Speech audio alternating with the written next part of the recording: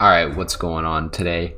I've got a video that I'm really excited about. Why am I excited, you ask? It's a really good question. I have an answer for you. My obsession with tier lists has finally come to fruition. I'm making a video where we're going to create a tier list. It's my tier list. It's not your tier list. It's mine. Of the best games of 2020 so far. Alright? On your screen, you've got a bunch of games. I haven't ranked them yet, but as you can see, the rankings S through D. S, these are must-play games. These are top-tier, amazing games. You should play them. If you haven't played them already, you should play them right now, as soon as possible. Okay? As soon as you gotta finish this video first, watch all of it, and then after that, go play those games. A tier, still really good. These are really great games, but not as good as S tier, obviously. B tier is still good. C tier is just like kind of okay. Might be for you, just not for me. D tier is pretty bad. Think of it this way. Is your mom gonna be happy when you come home with a C on your report card when you were a kid? Probably not. She's gonna be like, you passed. It was okay. You did all right.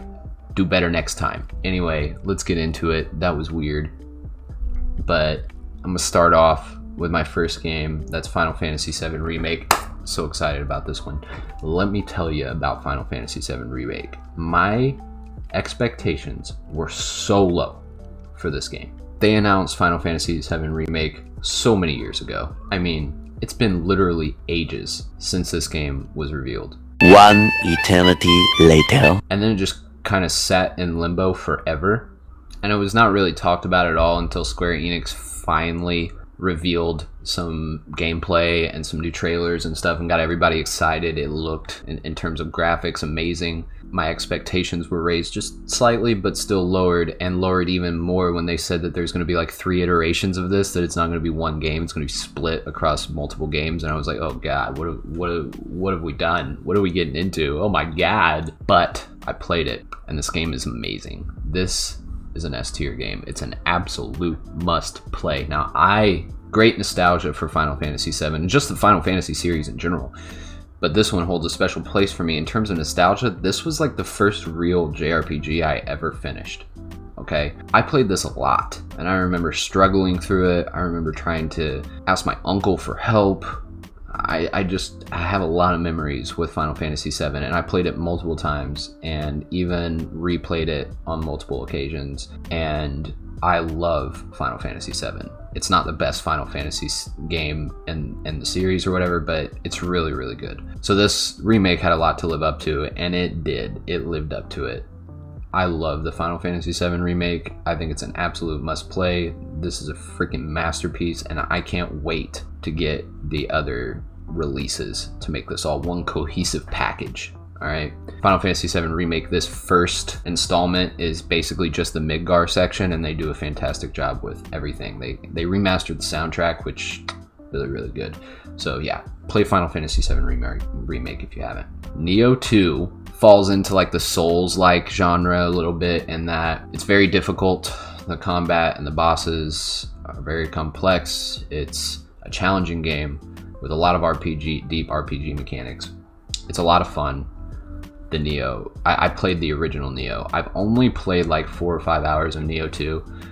I'm just starting to kind of get into it, but it's one that I want to be able to dedicate a lot of time into when I do have that time. So I've put it off for a little bit because I had to finish The Last of Us Part 2, and we will get to that one later. But Nioh 2 is an A tier game. It takes everything Nioh 1 did, which was also a great game, and improves on it significantly. Nioh 2, A tier, you should play it. Next one on the list, Xenoblade Chronicles Definitive Edition. All these definitive editions. Let me tell you what, dude. The ridiculous amount of remakes that have been coming out over the past couple years is just insane. I can't believe it. But this one is justified. The reason why it is justified is because it was stranded on the Wii for a very long time, and a lot of people don't want to play the Wii. It's not even in high definition. Who's playing games that aren't in high definition right now? And then it moved over to the 3DS, which is somehow even worse, because that game performed so poorly on the 3DS. It was horrible. It was a nightmare. I tried to play it on the 3DS. It was terrible. But now it has a Switch release, and it is really good. The Definitive Edition adds more story to it. It has improved gameplay mechanics. They've added some quality of life features to it that make the game significantly better. and more smoother to play. So Xenoblade Chronicles Definitive Edition, A tier game. I also think just the Xenoblade Chronicles series overall is really great. So if you haven't played Xenoblade Chronicles 2 on the Switch, play that. If you haven't played Xenoblade Chronicles X, play it on the Wii U.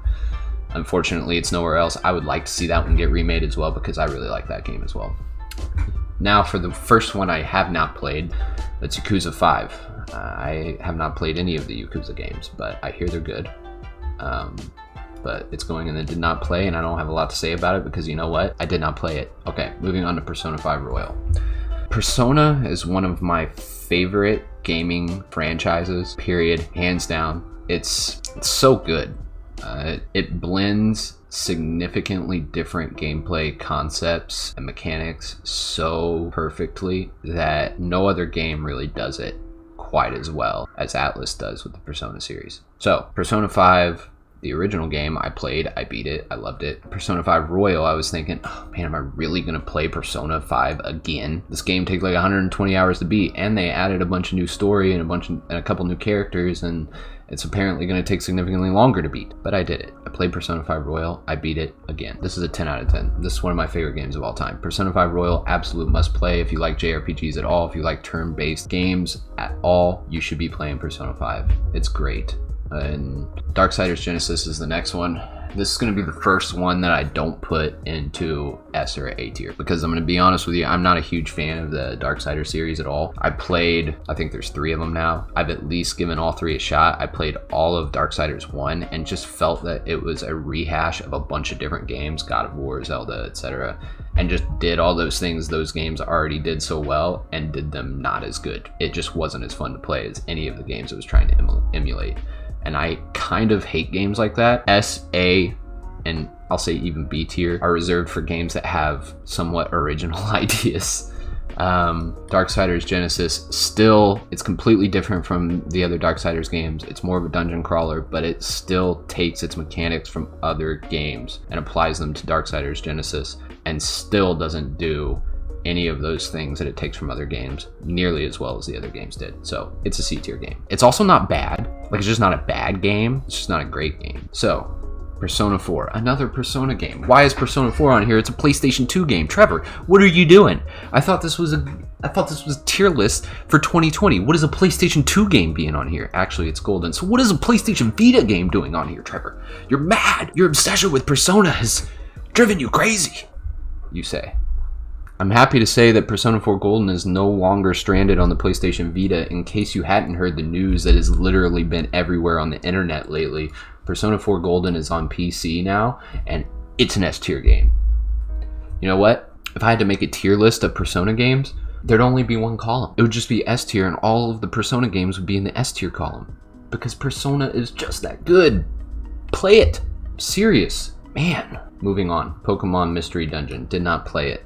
Did not hear great things about it. Did not really look like my type of game.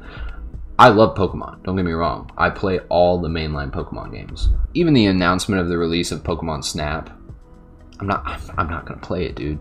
I'm just not into the side releases of Pokemon. Pokemon Go, I did get into that a little bit, but just not a huge fan of the side releases, and Pokemon Mystery Dungeon just doesn't seem that appealing to me. Valorant is the next one on the list, and this is a big game. Everyone's playing it. This is the game everyone's playing right now. I suck at it. The more I play it, it seems like the worse I get at it. I mean, this is a game I'll play it for a few days and I'll feel like I'm getting good, and then I'll take a couple days off, and then I play it again and I'm horrible. You really have to put you really have to put it all in. But as a competitive shooter, as a competitive game in general, fantastic game in my opinion. There's a reason why everyone is playing it right now. Does it have its flaws? Definitely. But this is a lot of fun. Playing with your friends is great. This is an A tier game. I think this is the competitive shooter to play right now. It's fun to watch on Twitch. It's fun to play with friends. It's really hard to get good at. Some people are just naturals, but I'm bad at it, but I still have a lot of fun with it, even when I'm playing terribly. So next one is another competitive shooter, another multiplayer game. It's Warzone, Call of Duty Warzone. What do I think of this game? It's a solid battle royale, okay? But I don't like it. I think there's a lot wrong with it. It's not really that fun to play, and I just generally don't get excited about playing it. I don't know what it is, but I just don't really like it. There's nothing really fun or unique about it. It just feels like more Call of Duty, so it's going in D tier. I don't like the game. I might get a lot of hate for this from people that do like Call of Duty, but it's not for me. So it's in the D tier. Next one up is Doom Eternal. Now this is a first-person shooter I like. It's amazing. It's fast-paced. It's fast-paced. It's constant action. I mean, what more could you want, right? Doom Eternal is going in A tier. It takes everything that the Doom reinvention of Doom, whatever, did a few years back, and it just improves on all of it. And the story is fun. It's just completely off the wall, insane, bloody, violent mess, but it's fun. Doom Eternal is very cool. Resident Evil 3 Remake. I have opinions about this one. I really, really like the Resident Evil series, and I loved Resident Evil 2 Remake. I thought that was one of the best remakes I've ever played. Final Fantasy 7 Remake, of course. Resident Evil 2 Remake improved on Resident Evil 2 significantly. The gameplay was improved. The graphics looked great. That game, seriously. Resident Evil 2 Remake might be my favorite Resident Evil game. Resident Evil 3 Remake, because of Resident Evil 2 Remake, made my expectations of Resident Evil 3 Remake so very high. I really liked Resident Evil 3. A lot of people hate on Resident Evil 3, but I played it a lot back in the day. I had high expectations for Resident Evil 3 Remake. I played it. I'm not going to say it's bad. And the whole $60 versus playtime argument is like a whole thing. It's a thing for a whole nother video I could probably make in terms of value of your $60 towards a video game. But playing this game, I was about like 5 hours in and realized that I was basically done with the game. And I could go back and play the original and see how long it took me to beat it. I felt like all the story beats were hit in Resident Evil 3 Remake, but I just don't feel like I got the enjoyment or time out of Resident Evil 3 Remake that I did with the original. And that might be a transition from like the old school playstyle into modern day. But I did not feel, I feel like this game should have been at most a $40 release. There wasn't a lot of content there. It's going in B tier. I was let down a little bit. It was probably because my expectations were so high from Resident Evil 2 Remake, but I was let down, so it's too bad. Trials of Mana, have not played it. I hear it's good. I hear it runs better on other platforms other than Switch, but this is totally a game I would want to play on my Switch. Maybe I'll give it a shot, but I have not played that one. Minecraft Dungeons, I've played it. Ooh, where do I put it? It's pretty good dungeon crawler. I'm gonna be real. It's better than Darksiders Genesis, 100%. And honestly, I enjoyed it more than Resident Evil 3 Remake, but I don't think this is an A tier game. It's a good family game. It's a good, fun game that you can play, kill some time. If you like Minecraft, then you might dig this. It's a complete switch up, right? It's in the Minecraft universe. It's more of a dungeon crawler. I actually thought it was more fun. I've never really gotten into Minecraft.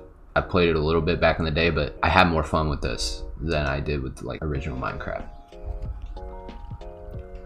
So now it's time for the controversial one. It's the one that everyone's been talking about. This game is hate it or love it. Some people love it, some people hate it. It's a lot of real crazy story beats and twists that people are either cool with or just infuriated with. A lot of the story leaked to The Last of Us Part 2. I tried so hard to stay away from spoilers for this game. I mean, I basically went on internet blackout.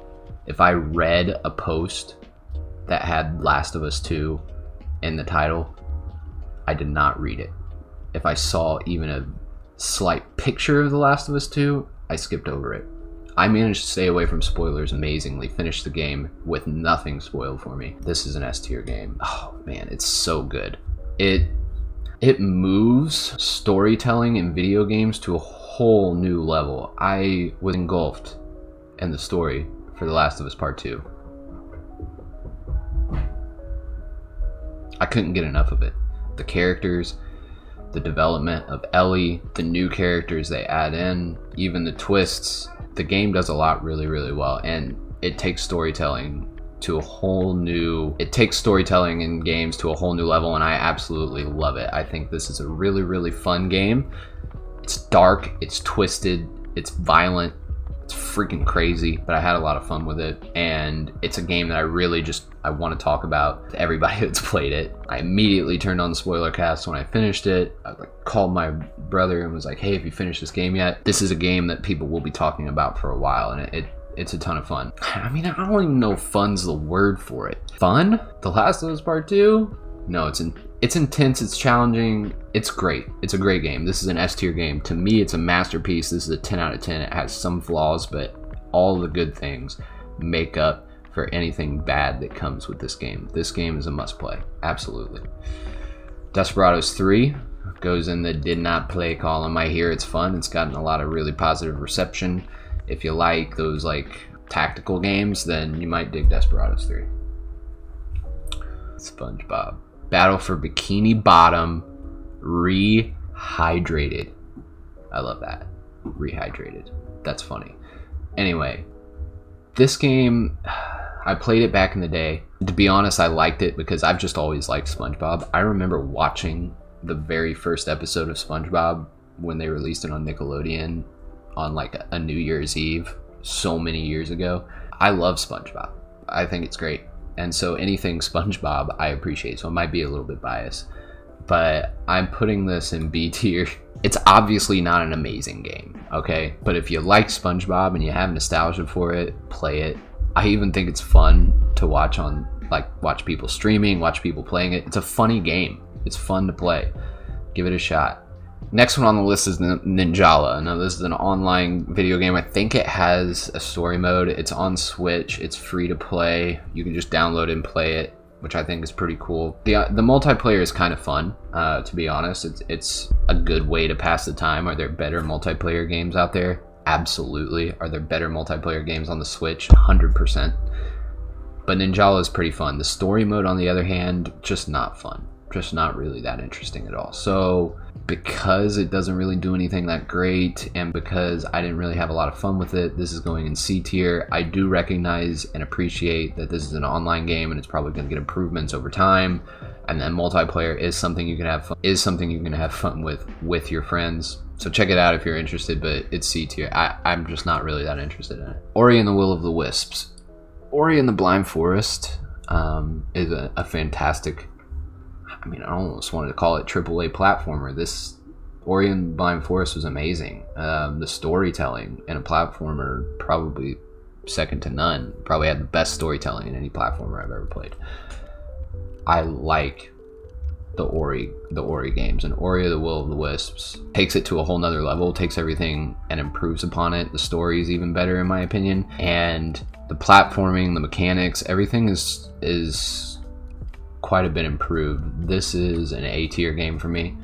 I really enjoyed it. Now I put Star Wars Pod Racer on this list. It got a re-release. This is basically just the same game that came out for Nintendo 64. I don't think they upgraded anything. It feels identical to the Star Wars game that came out on Nintendo 64, but the reason I like it is because this is the game that came with my Nintendo 64 when I bought it. Actually, when my parents bought it, because I was a little kid when I played it. But I loved it. I actually had a ton of fun with this game. It's associated with Star Wars Episode 1, which is arguably the worst Star Wars movie, but Star Wars Pod Racer is pretty fun. So if you liked the Nintendo 64 game, then you might like this one. So check it out. All right. We're making it through it. We're getting through the list. All right. Animal Crossing New Horizons. S tier game. So much fun. I love Animal Crossing. You know what else I love? Seeing what people do with this game is just as much fun as playing the game. Gary Whitta, he does a lot of stuff for Kind of Funny Games, has an Animal Crossing talk show where he invites other famous people that are playing Animal Crossing into his Animal Crossing island and has a talk show. That's so hilarious to me. I love it. I had a lot of fun with this. My wife played it a lot. She enjoyed it. Animal Crossing New Horizons is the best Animal Crossing game in my opinion. I love it. I was waiting so long for this to come out so we could get an Animal Crossing on Switch. Finally did. This is a great game. All the hype leading up to it is justified. So much fun to play. Blood Roots is an indie game. It's more of like an action beat 'em up type game. It's gotten a lot of positive reviews. I have not played it, so it's going in did not play. If you played it, if you're interested in it, check it out. I don't know. I think it's got mostly like 7s and 8s, but I don't know. Look up a trailer or some gameplay or some reviews. It might be your cup of tea. Give it a shot if you're into it. Next one up is Crosscode. This one's hard because I haven't finished it. Maybe I'm like a quarter of the way, maybe a little bit more through the game. I like it. It's an A tier because it does things very different. It's a very original game and concept. I have my first impressions up in a video. I'll link that at the end of this video and down in the description below, so you can check out my first impressions. There's a lot of gameplay. I talk about what I think about the mechanics of the game and the story and kind of where it's going. But in general, it's a very good game. It's an indie game, got a lot of really deep RPG mechanics to it. I'm a fan. So next one up is Dragon Ball Z Kakarot. This one's got mixed reviews. It has its issues. I like Dragon Ball Z. I'm a fan of Dragon Ball Z. I grew up with Dragon Ball Z. I have not played a lot of this. I don't play a lot of the Dragon Ball Z video games, to be real with you. Obviously I watch the anime, but I'm just not really into the Dragon Ball Z video games, and this one didn't do anything completely insanely special that made me want to play it. So it's going in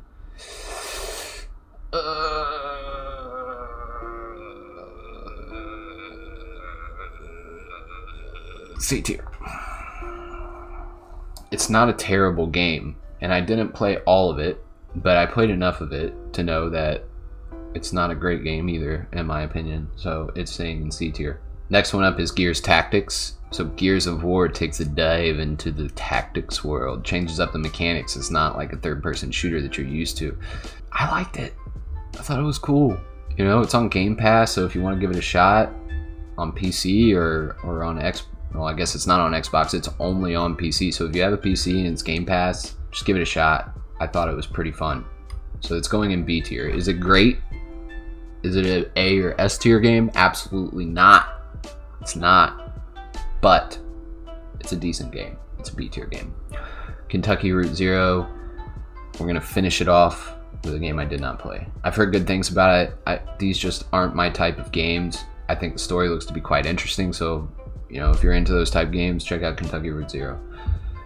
That's it for my tier list for 2020 so far, the first half of 2020. A lot of people are hating on 2020 so far, saying there's not a lot of great games. I see you're wrong. Look at this. We've got 5 games in S tier. That's 5, in my opinion, 10 out of 10s that are just freaking amazing games.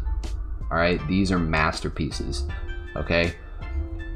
Persona 5 Royal, great. The Last of Us Part 2, it's what everyone's freaking talking about right now. Go play these games. Final Fantasy VII Remake, loved it. Oh my god, play the S tier games. Like, finish this video, close it out, subscribe to my channel, and then go play these games. A tier, those are awesome games too. I mean, the amount of time, if you like competitive shooters, the amount of time you'll spend trying to get good in Valorant, like, you won't have time to do anything else. Just go and play the S tier and the A tier games, and the B tier games are still good. Don't get me wrong; these are still great games. I mean, not great, but they're still good games. Okay, I would still recommend Gears Tactics, Resident Evil 3 Remake. Like, I would recommend these games. I would recommend you play them. But C and D tier, I think it's funny that Call of Duty Warzone is the only one that made it in D tier, and there's going to be a lot of people that play that game are going to be pissed off that I put that there, but too bad.